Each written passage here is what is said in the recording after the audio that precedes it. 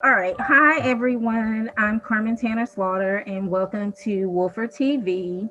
And our guest tonight is Deesha Philyaw, a Pittsburgh based writer whose work has appeared in numerous publications: the New York Times, the Washington Post, Ebony, McSweeney, so many I can't even name them all.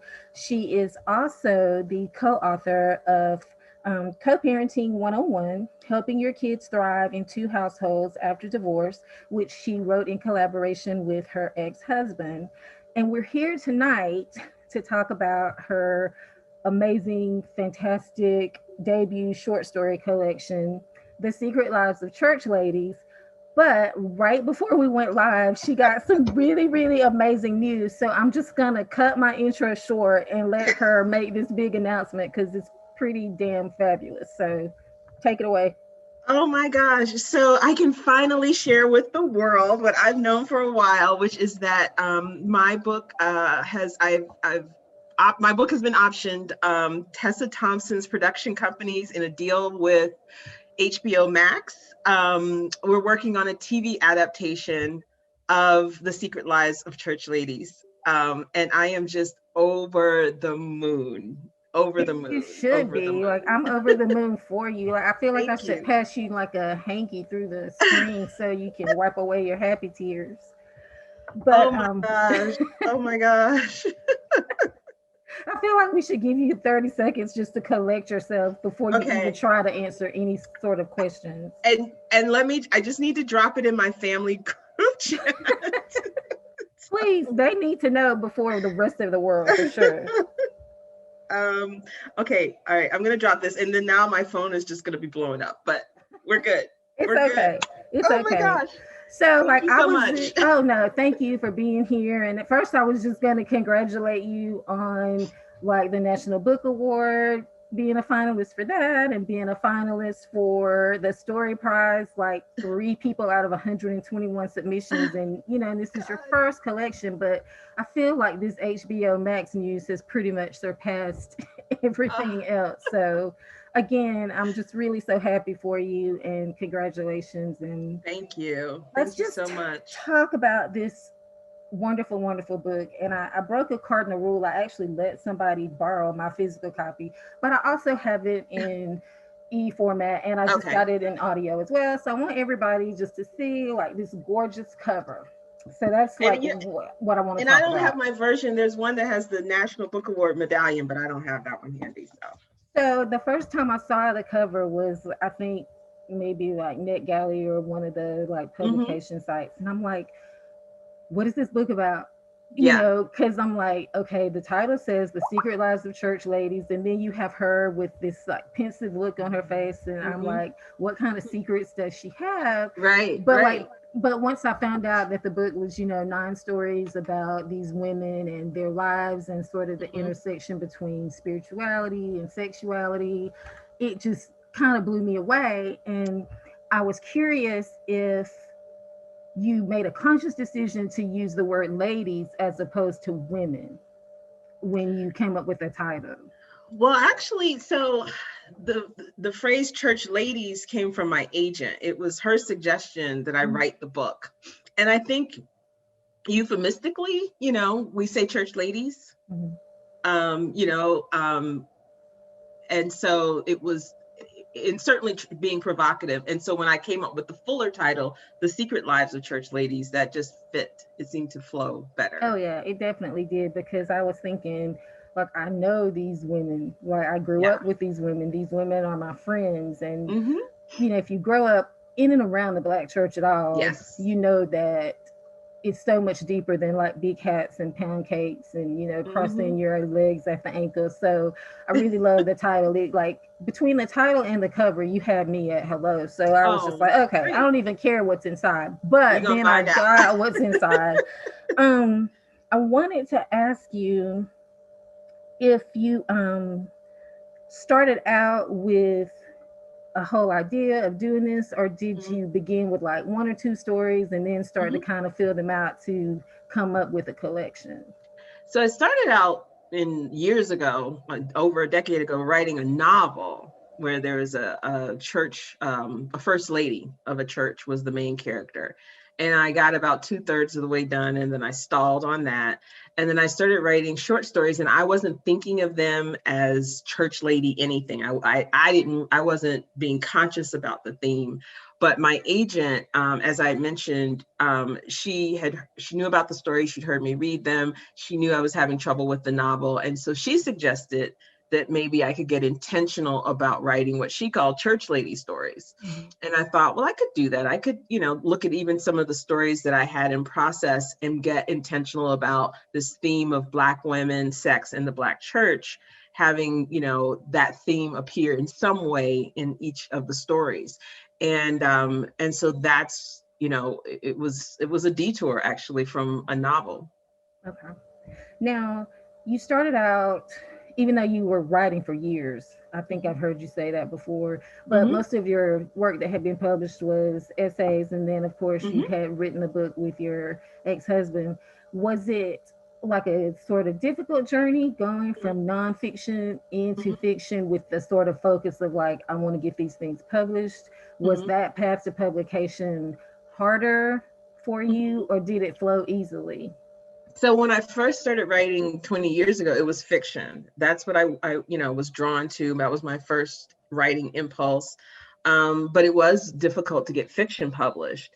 And then I saw an opportunity to become a columnist at a site called Literary Mama, and that was personal essay writing. And I just wanted to get published. So I was like, I'll do that, with always with the intention of coming back to fiction and always telling myself, that I was going to finish, these novels. And then the personal essay writing and the focus on parenting and later co-parenting, it just blew up, and that became my niche. And so I feel like ever since the co-parenting book came out in 2013, I've been trying to get back to fiction. Yeah. And so it was not necessarily, excuse me, a transition. I've always been pretty fluid in terms of, writing both fiction and nonfiction. Mm. Um, so it was, it hasn't, I mean, and even in the pandemic, I've written two short stories and an essay. And, it's whatever the urge strikes. Yeah. One thing I did stop doing, and this is what I used to do in the beginning, was I would take things from my real life and then like fictionalize them. Yeah. And I think that's probably one of the reasons that those novels didn't take off, because that works for some people, but that doesn't work for me. Right. Because I get so caught up in the me of it, and not I early on I didn't know how to take a kernel of me, for example, and then kind of like build a world and do that. I mean, that's what happened with some of the stories, but back then when I was working on novels, I just didn't know how to get out of my own way with that. But now I'm more confident and more willing to put myself out there. So if there's something I want to say about me and what's going on with me, I don't feel the need to disguise it as fiction. And so it becomes an essay. But if I have an idea of something that I'm curious about, or something that's in my imagination, then that's going to be fiction. Gotcha. So I was wondering, like, how did you end up at a university press? So my agent met the head of the press at least a year before we shopped our book there. And, just as part of her job is, going to conferences and meeting with different people in the publishing industry.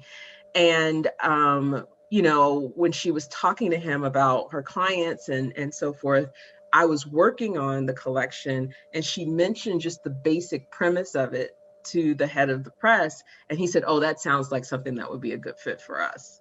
Gotcha. And so that West Virginia University Press was on the pitch list. So when she, sent it out, they were on that list because she had made that connection with him, and he, had early excitement about the book. Oh, that's great. I was just really curious because you don't see a lot of Hmm. fiction coming out of the university Yeah. presses. So when I saw that's who had published it, I was like, I'm gonna Yeah. make sure to ask her about that one. Oh Yeah. yeah, and for West Virginia University Press, it's a regional press. Like they really want to tell stories of the Appalachian region, and so Mhm. that would be through nonfiction as well as fiction. Okay. So I'm a huge Prince fan. Me too. I know. And so I know that you have talked in some other interviews about being, church lady adjacent. Yeah. And so when I was doing a little research preparing for tonight, I Hmm. found the essay that you wrote in The The Undefeated. undefeated. And Yeah. so the part where you said, I laughed when you said you wanted to be like Apollonia, but with a little more rhythm. Because, Girl, listen, I mean, I don't have the most rhythm, but oh my yeah, I gosh, was that like, movie didn't poor, age well. poor Apple. She's beautiful though. But the part that really, Beautiful gowns. What did Aretha Franklin say? Beautiful yeah, beautiful gowns. gowns, beautiful gowns. But the part where you said another part of me aspired to be like the ladies at church, prim, and I imagined too holy for sex to be anything but a chore. It didn't help matters that Purple Rain, the song, felt like church to me, while Darling Nikki, especially Prince's performance of it in the movie, spoke directly to the flesh that was my enemy, according to my Sunday school teacher. Who would I become? And so I didn't know, were you even writing some of these stories at the same time? Because this was 4 years ago, or were these stories after that? No, there were the big. I around that time, it was all overlapping. Okay. Because Yep. I was like, how wonderful that he just sort of invades everything that I love. And then, of It course, I does. listened to your playlist and I was like, mm-hmm.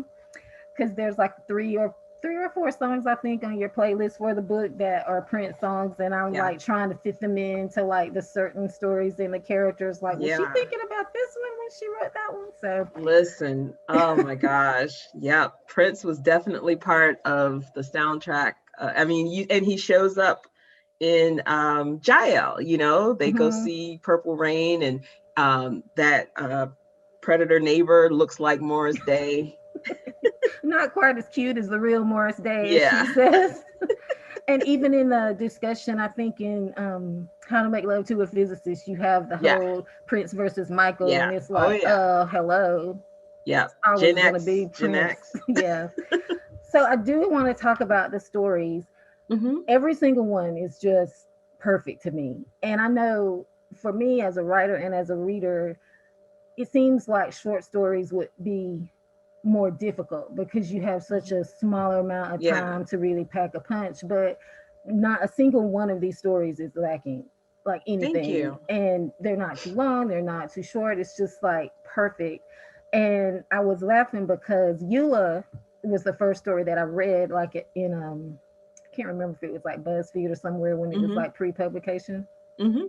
And then when I saw it was the very first story in the collection, Yeah. I was like, okay, so she's coming right out the gate hot. And so Exactly. Exactly. That's right. Exactly. and so I was like, conscious decision had to be like, if people Yeah. read this first story and make it through, they're gonna stick with the rest of the collection. Exactly. Was that one of the earlier stories that you wrote, or was That it was the later? first. It was Okay. the first, and it was the first to get published. So there was also, so I put it first for the reasons that you said, but also kind of sentimental. Hmm. Yeah. Yeah, it's just so great. And even with the line in there where she says, but maybe you should question the people who taught you this version of God. And I'm like, okay, we're fixing to start messing with this narrative that we all kind of grew up with. She is Yes. not playing.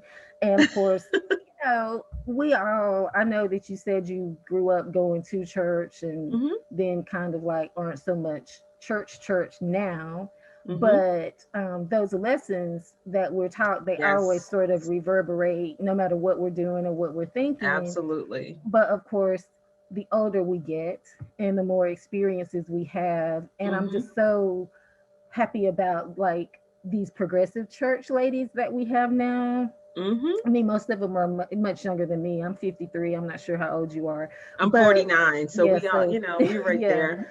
But these young women who are like in their 30s and their Hmm. early 40s who are just making their mark, like They really Danielle are. Thomas and Candice Bimbo and Hmm. Levon. I mean, it blows my mind because I don't think that at their age I was even in a No. place yet with my Mm-mm. spirituality or my own personal theology to be as bold as they are, and I Right. love seeing it.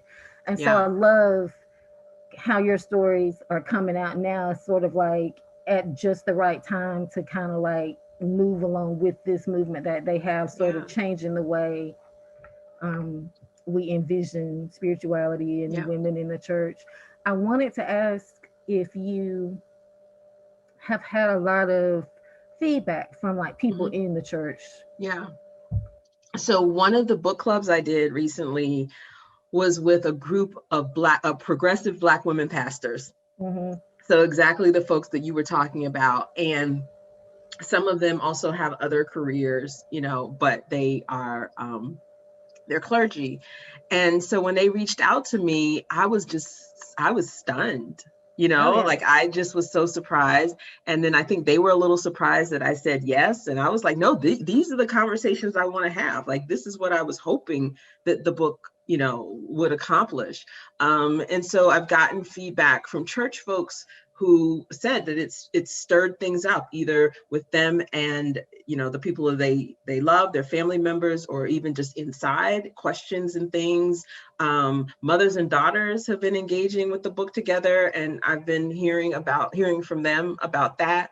I knew that people who weren't Black women could connect in with these stories. I didn't know if they would, but then I'm hearing from people who aren't Black women saying that, there were these other entry points for them that had to do with these very universal themes around freedom, around, these binaries, this like this or that, when so much of our lives just aren't, it's just not that neat. Yeah. And so there were a lot of entry points. I've heard from Black men who feel like they are like the fly on the wall, and they're here, they're privy to Black women's experiences and conversations. And one of them was like, I didn't even, y'all don't talk to us about this stuff. I'm like, we do, y'all don't listen to us. That's the Right. difference. Exactly. Yeah, I was thinking about that with how, even though sex is a huge part of Hmm. each story, and the men are sort of incidental, like, yeah, they're Yeah. there, but this is Yes. definitely all about the women, Hmm. not concerned with the men other than an avenue to get where they need to go, really. Right. And I was curious how men were responding to it, Hmm. and if it was positive, negative, how they were reacting. And so it's kind of good to know that it's opening their eyes a little bit. Yeah. Maybe there'll Yeah. be some more dialogue between them and the women in their lives, because it Hmm. definitely makes you stop and think, like, oh yeah, what was his name? Like, not Daniel. You don't even really pay attention to the men. They're just like, they're there, but we're good. My friend Damon Young, we had an interview about my book, and he called the men garnish. And so I'm like, yes, I'm gonna go with that. The men are garnish in this book. They Um definitely are. but I've heard great things from men, Black men and other men. It's funny, one of the first people to read an advanced copy and give me feedback was a Black man who is, I think Caleb is in his late 30s, maybe, or in mid 30s. And he's a farmer in Louisiana. He was not the person I had in mind when I Oh was writing wow. this book. And he said essentially what a lot of Black men have said is, like, they thought they were going to get some erotica, you know, and but he was like, I thought I was going to get some erotica, but I ended up hearing from the ancestors. And I Hmm. felt like that was really, high praise. And then other Black men will comment on the sex, like I think Damon, his review of my book on his page was like, they be fucking, And it's like, but you come for the fucking, you stay for the stories and the layers and the depth and all of that. But the Yeah. men want you to know that there is fucking in this book. Well, So if that's what brings them in, and exactly. that's I'll fine take it. too, right? I'll take it. Um, Another thing that I love so much is like the humor Mm, interspersed, because some of the stories are really heavy. You yeah. know, Yeah. they make you kind of gasp and, like, clutch your Hmm. chest. And but especially like Dear Sister. I was Yeah. like cackling so loud. I felt like my neighbors could hear me because we all know those sisters, especially Mhm. Tashita. Oh my gosh, Yes. I could just see her like walking in her scrubs, with this Yes. heavy attitude. And Mm-hmm. I loved the part about the uncle describing his kids like a A spades spades hand. hand. It's just like it is just so very, very black. Like, Yes. and the whole thing throughout, it's just like little nuggets of like, this is what black life is. Mm-hmm. This is how we roll. And it was Yeah. just so beautiful because it Thank was you. like, oh yeah, I remember a night that was just like this, or a conversation Mm-hmm. that was similar to this. So I felt like it just sort of was like having a conversation with somebody and then piecing in these other parts to give us like these really beautiful stories, Thank but you.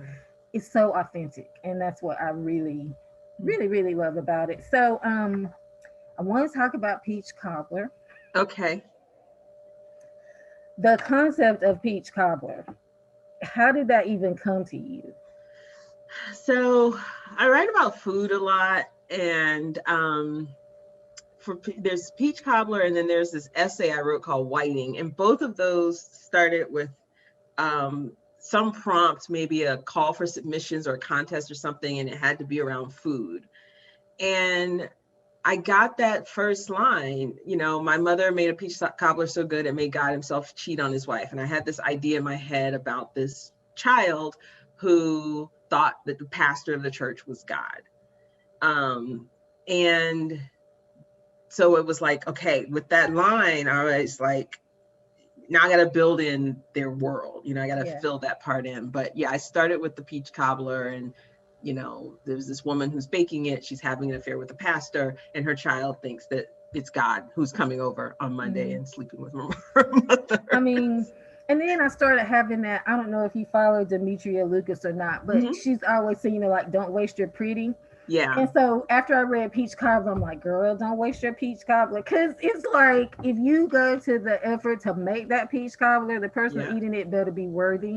But exactly. then all of the other elements of it, and I don't want to like ruin it for people who haven't read the book yet, but I do have to ask, when Hmm. we revisit Peach Cobbler in a subsequent story, did that just like come to you, or were you It waiting for that? did. It Okay. and I used to think that writers were being pretentious when they were like, and the character just spoke to me and the character just showed up, but that really happened. And I think it was because subconsciously I had not let go of Olivia, Hmm. you know and so I was writing in that story that you're talking about, and there's the part where she says, I have a bakery and I make the best peach cobbler in town, and I was like, it's her, it's her, it's her. Yes, and that I was like, oh my gosh. And then I was talking to a friend who had just finished, like, she got her copy and she's Hmm. DMing me, and she was like, is this book gonna keep me up all night? And I was like, yes, ma'am, it is. And so I was like, and when you get to a certain story, you're gonna call me. You are not gonna, text me or whatever. And so when You got. she got there, my phone rang and I was like, yes. Hmm. Because it was like, what? And so I can't, like, everybody who's watching who hasn't read it, just when the moment comes, you're gonna be just like us. You're gonna be like, but it was great. So Thank you, I thank you. love that it was more of like an epiphany and not like a thing that you plan to do No, I because, didn't. I didn't. But I think it speaks to how Peach Cobbler ended, hmm. which, Oh yeah, that's how a lot of things are. We're just stuck. We're yeah. stuck. But it was So just, that was so well done, and like one thank of my you. favorite parts of it. And it's just what, one sentence, but it just made that whole story for me. I was like, I don't even care what the rest of this is. This line right here did it for me with that one. Yeah. um so what else did I want to talk about? Oh, Jael. Yeah. Yeah. Now, I know how you came up with the concept for the Mhm. story, but I'm really curious, did you ever think about changing the ending? No, as I was writing, I mean, I knew she was going to do something awful, but I didn't know what as I was writing. Yeah. I didn't know what. And then I also knew that I mean, that's the whole job of fiction and conflict, is to put your characters in dangerous situations and give them obstacles and give them problems.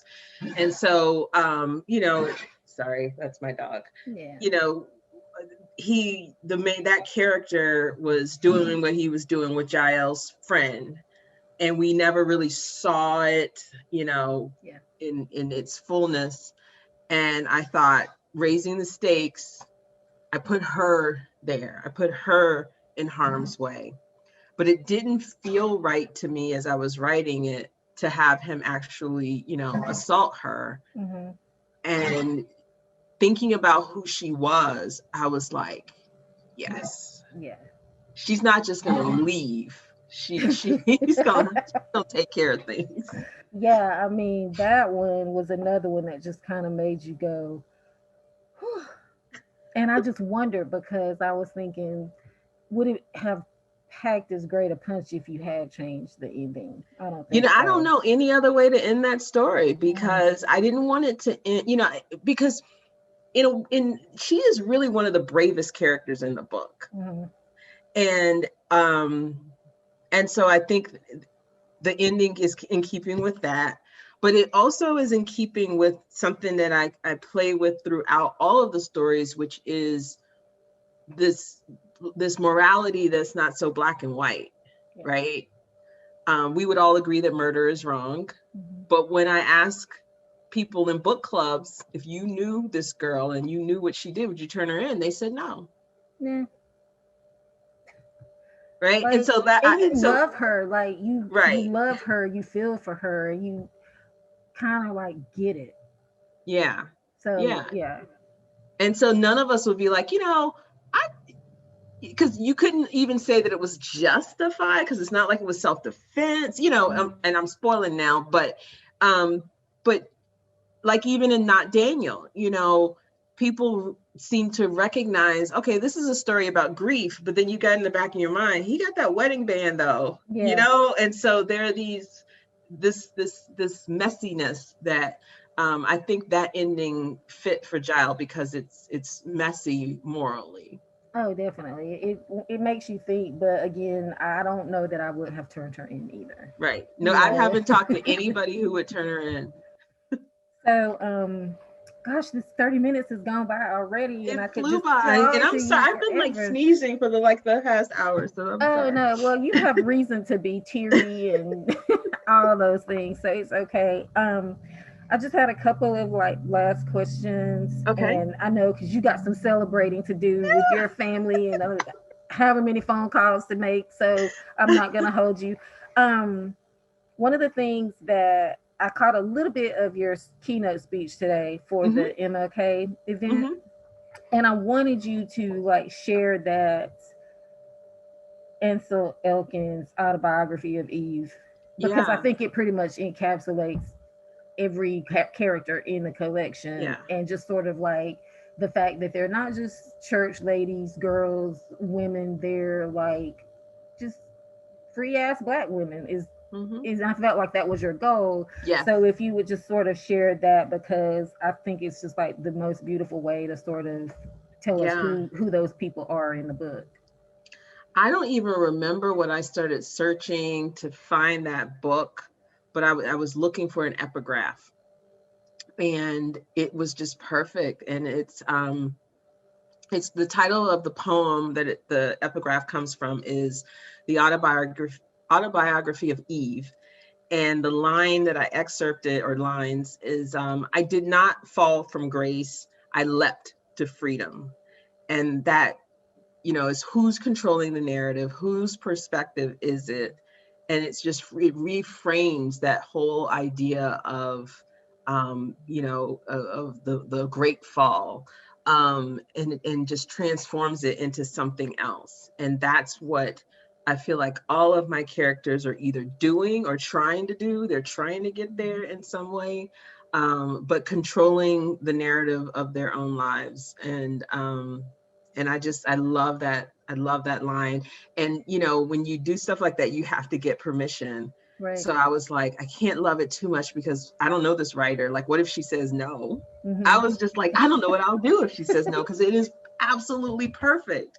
I was convinced I wasn't going to find anything else, but she said yes, which is wonderful. Yeah. And I'm so thankful for that. But I think it does really sum up very neatly what's happening in the collection. Yeah, it really does. It was just like perfect. So I'm so glad she said yes. Yes. And just one other thing, and I will leave you to the rest of your evening. I hope you have like some. I don't know if you drink, but if you do, I hope you have some champagne Well, in the refrigerator. I had champagne last night because I was celebrating my book is the finalist for the Story Prize. Yeah. And so I think when we log off, I'm gonna collapse because I think I've been running on adrenaline, but then I had champagne, and so like I can't drink much anymore. So I might have to wait a day before I celebrate this one and get a I good tell night's you sleep. what, I do have champagne always You in my have some for refrigerator, me. so I will have some for Thank you. you, and then you can catch up to it later after you like Yes, had a moment to come off the high and get some sleep and do all definitely. that. But the last thing that I just want to ask you is what's next, because everybody who's read these stories is going to be hungry for more, and I know every writer just that's like the worst thing to ask I them, don't mind it. but I don't mind it. we I want don't to mind the know. question.